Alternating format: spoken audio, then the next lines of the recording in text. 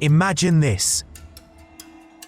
A young pilot, just 20 years old, takes off in a small Cessna aircraft on what should be a routine evening flight over the Bass Strait in Australia.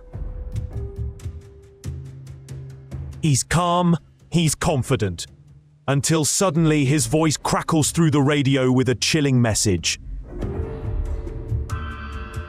There's a strange aircraft flying over me.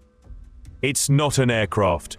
Moments later, his transmission ends with the sound of metallic scraping. And then, silence. He is never seen again. This is the story of Frederick Valentich, the man who vanished in the sky, leaving behind one of the most haunting aviation mysteries of all time. But before we dive into this eerie case, don't forget to hit that like button, subscribe to Think Again, and ring the bell so you don't miss our deep dives into the world's greatest mysteries. On October 21st, 1978, Frederick Valentich rented a Cessna 182L light aircraft for a training flight from Moorabbin Airport in Victoria. His plan was to fly to King Island, about 125 miles away, and return the same night. He was an enthusiastic young pilot with around 150 hours of flying experience. While not highly seasoned, he was considered competent and eager. At first, nothing seemed unusual. But about 45 minutes into his journey, everything changed. At 7:06 p.m., Valentich radioed Melbourne Air Traffic Control.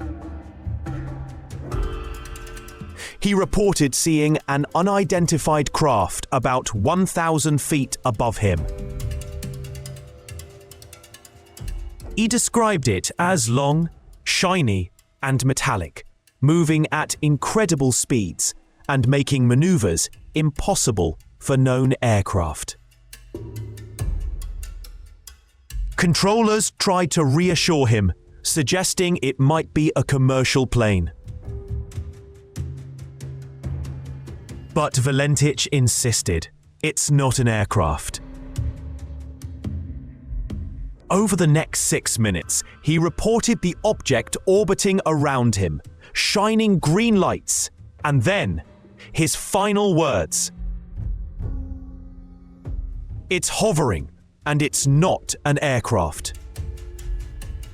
The transmission ended with a loud, metallic scraping sound. After that, silence. Authorities launched an immediate rescue mission.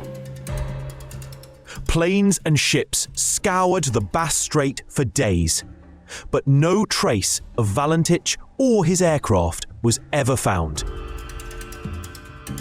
Not a single piece of wreckage surfaced.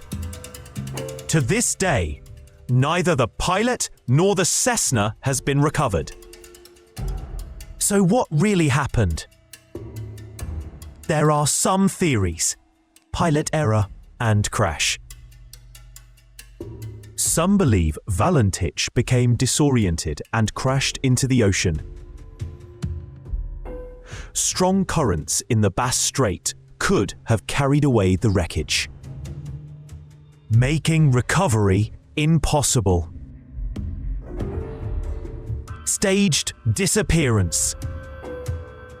Others argue Valentich might have faked his disappearance, perhaps overwhelmed by personal struggles or simply seeking escape. However, no evidence ever supported this claim. UFO encounter. This is the theory that keeps the case alive. Valentich's detailed descriptions of the object, metallic, glowing, performing impossible aerial maneuvers, mirror countless UFO reports worldwide. Some believe he was abducted, his plane taken aboard, explaining why no wreckage was found. Even decades later, the Australian Department of Transport classified the disappearance as unknown cause.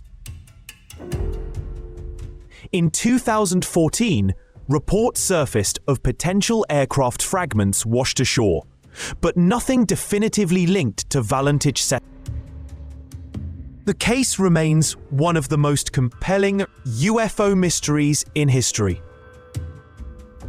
Valentich's father, who firmly believed his son was taken by extraterrestrials, said, "The fact remains, he saw something that was not an aircraft." To this day, the Valentich disappearance divides believers and skeptics. Was it a tragic accident or undeniable proof that we are not alone? So what do you think? Did Frederick Valentich fall victim to an unfortunate crash?